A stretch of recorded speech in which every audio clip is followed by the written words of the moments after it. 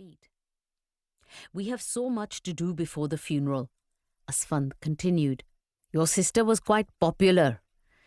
I'm sure I'll be busy entertaining lots of heartbroken ashiks today." "There will be no funeral," Noreen stated firmly, ignoring her husband's dig at her sister's character. "Nazia wanted us to throw her a farewell party that gives people an opportunity to say goodbye to her without all the hysterical displays of crying that we see at funerals. She prepared a guest list and left instructions for what to do after she died. The burial has to be a quiet affair, Asfand. Nazia didn't want any of her friends to be present when her body is lowered into the ground. You and I can make the arrangements to have her buried later today. I have to make a few calls and invite guests for the party. We'll do it this Saturday night." Frozen at this news, Asfand struggled to find the words to express his shock over the preposterous suggested arrangements for Nazia's last rites. Noreen picked up a blue pocket diary from the table and distractedly flicked through it. "Noori, this is outrageous," Asfand said, warily, struggling to disguise his irritation and anger. "What will people say?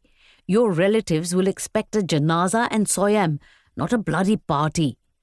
Some of them will demand prayer meetings every Thursday and a chelam. How will we tell them that we're hosting a party instead of a Quran Khwani?"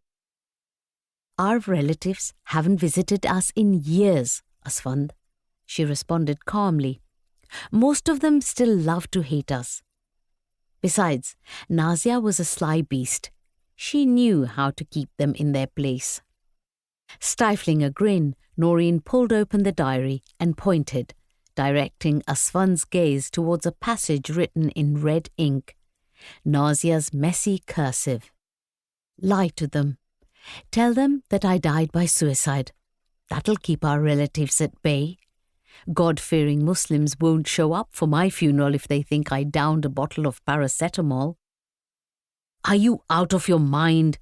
Asfand snatched the diary from Noreen's hand and flung it towards a lone bare spot in an otherwise luscious garden. "That is entirely and totally and wholly inappropriate. Your sister was always so bloody insensitive. She cared so little about what people had to say and did whatever she pleased.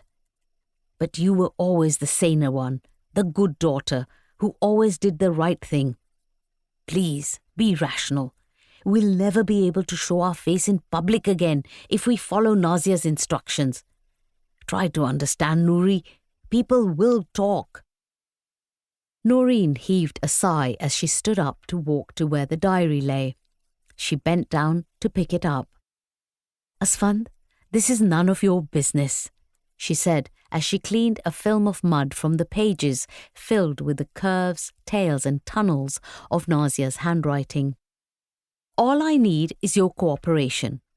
Call the Maulvi Sahib, who manages the mosque at the graveyard, and make all the arrangements for the ghusl and the burial today.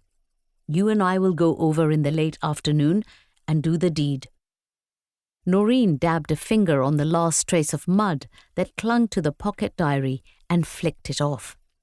She pressed the book against her chest and walked into the house. Asfand tutted, but reluctantly plodded behind her.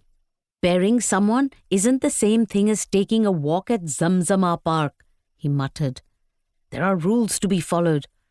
I doubt they'll let you into the Gizri graveyard during the burial." Noreen glared at Asfand. It was a gesture that told him more about her predicament than any long conversation with his wife could offer. 28 years of marriage had taught Asfand the art of reading each frown or grin that flooded her face. It was the only shred of intimacy that hadn't eluded them over the years. Defeated, he whispered, "I'll find a way, Noori." "Thank you," she hissed. "Don't disappoint me." Asfand waited for the click-clack of his wife's heels against the marble floor to subside. Once he was certain Noreen was inside the house, he walked